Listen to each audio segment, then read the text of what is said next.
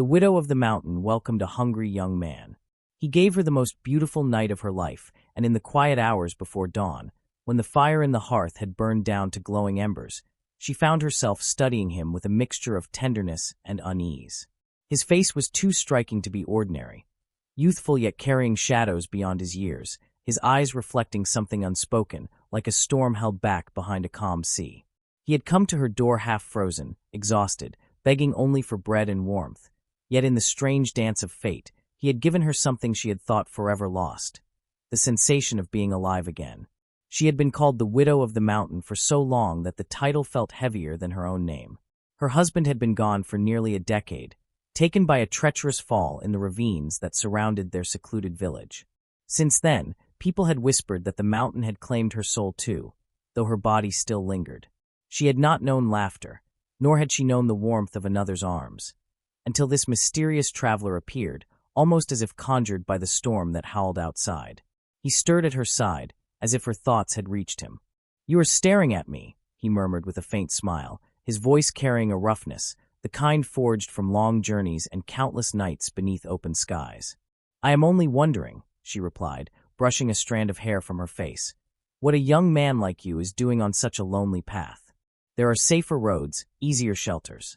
He propped himself up on one elbow, the faintest glint of mischief in his gaze. "Safer roads don't lead to you." The words, simple as they were, sent a tremor through her chest. She wanted to believe it was nothing more than flirtation, but something in the way he said it carried truth. Later, as morning light spilled over the peaks, she prepared him food with hands that shook more than they should have. He ate heartily, every mouthful seeming to anchor him back to life, yet his eyes remained on her, studying her with the same intensity she had given him hours earlier. It was as if he had found not just shelter, but a secret he did not wish to lose. "Will you leave today?" she asked, though she already dreaded the answer. "I should," he said, pulling the rough cloak tighter around his shoulders. "But the mountain whispers that I am not finished here. Tell me, widow, if I stayed, would you turn me away?" Her heart faltered. No one had spoken to her with such boldness in years. She should have said yes, that strangers had no place in her lonely sanctuary. Yet instead, she found herself whispering, "I would not." So he stayed. Days folded into weeks, and the village that had pitted her solitude now watched with wary eyes. They called him a wanderer, a drifter who brought danger. But to her, he brought something else entirely. The return of laughter to her house, the sound of footsteps not her own, the faint but undeniable spark of hope. Still, she could not ignore the strangeness of him. Sometimes at night, she would wake to find him standing by the window, staring out at the mountain as though listening for something only he could hear. His body bore scars that told no simple tale, marks too deep for mere accidents, too deliberate for mere chance. He never spoke of them, and she never asked, fearing that the truth would unravel the fragile happiness they had built. But one evening, under a sky thick with stars, he broke the silence. "I was not simply passing through that night," he confessed, his voice low, almost reluctant. "I was running." Her breath caught. From what? He turned his gaze to her, and for the first time, she saw not only youth but burden, not only strength but weariness. "From men who believe I carry something that belongs to them, something I cannot let them have." Her chest tightened, torn between fear and the strange loyalty that had already bound her to him. "And do you?" she asked softly. He did not answer directly. Instead, he reached into the folds of his cloak and pulled out a small object wrapped in cloth. When he unrolled it, her breath stilled. A shard of crystal, faintly glowing with a light that seemed alive, lay in his palm. It was beautiful and terrifying all at once. "This," he said quietly, "was taken from the heart of the mountain itself. Some say it is a fragment of eternity, others call it a curse. I do not know which is true, but men would kill for it, and they are hunting me still." The widow's world, once confined to grief and shadows, widened in that moment into something vast, dangerous, and extraordinary. She knew that by letting him stay, she was inviting peril into her home. Yet she also knew, with a clarity that stunned her, that she could not bear to send him away. The mountain outside seemed to hold its breath, as though waiting to see what choice she would make. And in that silence, she laid her hand over his, covering the crystal, her eyes steady on his. "Then we will face them together." A flicker of something unspoken passed between them, gratitude, sorrow, perhaps even love. Whatever storm was coming, It had already bound their fates as surely as the mountain bound its valleys.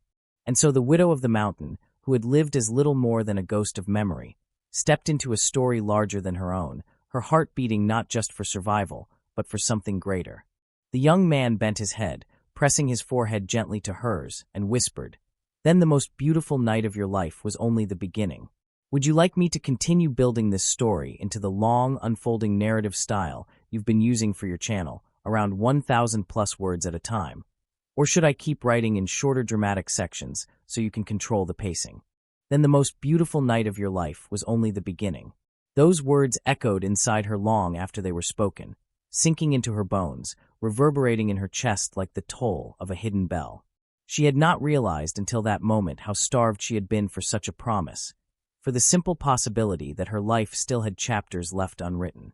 The young man, whose name he had only briefly given as Elric, had pulled her out of the frozen stillness she had carried for years and thrust her into a story that felt like it belonged to the old ballads sung around winter fires. And yet, it was no ballad. It was her life now. The following days unfolded with an undercurrent of tension she could not deny. Though Elric laughed, chopped wood, carried water, and treated her with a kind of reverence that melted her guarded heart, there was always something coiled inside him, a constant listening, as though he expected the knock at the door that would shatter their fragile peace. She found herself watching too, scanning the tree line beyond her window, hearing new meanings in every howl of the mountain winds. The world had sharpened, become vivid, edged with the electric presence of danger. Yet danger had a strange way of awakening her. Where once she had gone through days mechanically, feeding chickens, gathering herbs, stoking firewood, now each moment shimmered with new urgency. Elric's presence infused her with energy, and she remembered what it meant to want, to protect, to feel. At night, when he held her close, she clung not only to him, but to life itself. One evening, when the sun dipped behind the peaks and painted the snow in shades of rose and gold, he returned from hunting with a quiet heaviness in his steps. She sensed it before he spoke. He laid a small brace of rabbits on the table, then paused, his gaze lingering on the door as if expecting it to swing open. "They're close," he said simply. Her stomach tightened. "How do you know?" He drew a small dagger from his boot, laying it on the wooden surface between them. The blade was finely wrought, unlike anything villagers carried. "This was lodged in a tree just beyond the ridge. They are marking their path, letting me know they've found my trail." The widow's hand hovered above the weapon, trembling as though the steel itself burned. "And what will they do when they arrive?" His eyes met hers, steady and unflinching. "They will ask for the shard. When I refuse, they will take it and end anyone who stands in their way." For a long moment, silence enveloped them, broken only by the crackle of the fire. She could have wept, could have screamed at him for bringing such peril into her home, for daring to awaken her heart only to place it in the path of death. But when she finally spoke, her voice was low and firm. "Then we must not let them find us unprepared." Elric studied her as though seeing her anew, the lines of grief that had carved her face for years now transformed into something harder, sharper, like steel tempered in flame. "You would stand with me?" he asked, disbelief and reverence mingling in his tone. "I told you," she replied, her eyes unwavering. "We will face them together." And so they began to prepare. The widow of the mountain, once resigned to solitude, now found herself stringing snares along hidden paths, sharpening old tools that had lain untouched since her husband's death, and gathering herbs not for healing, but for poison. Elric trained her in the use of bow and knife, patient but unyielding, teaching her where to strike, how to listen, how to move silently across the snow. Her body ached from the labor, her hands blistered, but beneath the exhaustion grew something fierce and unstoppable, a sense of purpose. At night, when exhaustion gave way to stolen tenderness, they whispered truths into the darkness. She told him of her husband's fall, of the hollow years that followed, of the way the villagers had looked at her as though she were already half buried in the mountain's shadow. He told her of a brother betrayed, of oaths broken, of a war fought in silence over relics too powerful for mortal hands. He confessed that the shard he carried was not his to keep, but neither could he surrender it. To do so would unleash ruin, the kind that would consume villages, kingdoms, perhaps even the mountains themselves. It was then that she realized he had not stumbled to her door by chance. The mountain itself had chosen to entwine their fates. The days blurred together until the morning came when the air itself seemed to grow heavy, charged with anticipation. The crows did not call, the forest stilled, and even the wind seemed to retreat. Elric stood at the window, shoulders taut, eyes fixed on the tree line. She joined him, her breath shallow, and together they watched as dark shapes emerged from the snow-flecked woods. 5 men, cloaked in black and gray, moved with the precision of predators.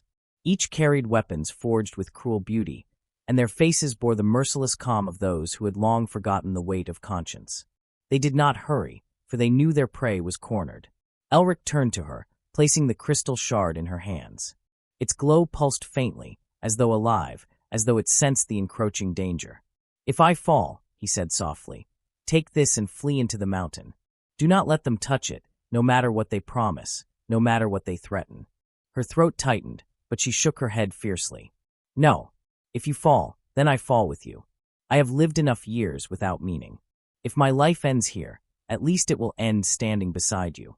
For a heartbeat, silence stretched between them. Then, with a tenderness that belied the storm outside, he kissed her brow. "Then let it be so." The first knock came, low and deliberate, echoing through the wooden beams of the house. Not the knock of a stranger seeking shelter, but the knock of men who had already decided the outcome. The widow's hand tightened around the shard. The mountain outside loomed vast and silent, as though it too waited to see what would unfold. And in that stillness, she felt no fear, only the wild, unyielding certainty that the life she had thought lost forever was burning brightly within her once more, brighter than the crystal, brighter than the stars. The door began to creak under the pressure of unseen hands. She lifted her chin, her voice steady as she whispered to Elric, "Then let them come."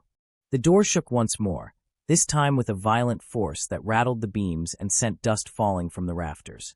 The widow of the mountain and Elric exchanged a single look, wordless yet filled with everything: fear, defiance, love, destiny. The third strike splintered the wood, and with a thunderous crack, the door burst open. The 5 men entered like shadows made flesh, their cloaks dripping frost, their blades gleaming with a cold promise. The leader stepped forward, his eyes a pale, merciless blue, his voice like gravel dragged over stone. "You have something that does not belong to you. Surrender it, and your deaths may be swift." Elric stepped between them and the widow, sword in hand, his stance firm as the mountains that surrounded them. "This shard belongs to no man. It belongs to the earth itself. You will not take it." The men chuckled, a sound colder than the wind outside. Steel sang as they drew their weapons, and the room seemed to shrink, every breath heavy with the inevitability of violence. The widow clutched the shard against her chest, feeling its warmth pulse like a heartbeat. She realized then that it was not simply a relic of power. It was alive, bound to the rhythm of the world itself. The first man lunged, and Elric moved with the swiftness of lightning, steel meeting steel in a shower of sparks. The sound of battle filled the room, sharp and jarring, but through it all, the widow did not retreat. She remembered his words, his teaching, his faith in her. Snatching the dagger from the table, she pressed her back to the wall, watching for her moment. Another attacker moved to flank Elric, his blade raised high. The widow did not think, she acted. With a fierce cry, she lunged, driving the dagger into the man's side. His eyes widened with shock before he crumpled, and in that instant, she realized the truth. She was no longer a victim of fate. She was part of the storm. The fight raged, brutal and unrelenting.